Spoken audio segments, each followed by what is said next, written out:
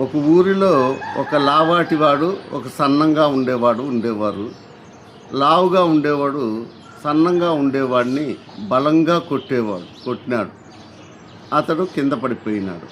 వాడిని కొట్టలేక ఆ సన్నాటివాడు కోర్టులో దావా వేశాడు. ఇద్దరిని కోర్టు వారు పిలిచారు. మెజిస్ట్రేట్ లావాటివాడిని ఎందుకు కొట్టావు అని అడిగాడు.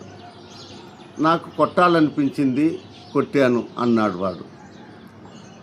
వాడు ఒప్పుకున్నాడు. కావున మెజిస్ట్రేటు నువ్వే కొట్టావని ఒప్పుకున్నావు, కావున లావాటి వాడికి 5 రూపాయలు జరిమానా వేశాడు.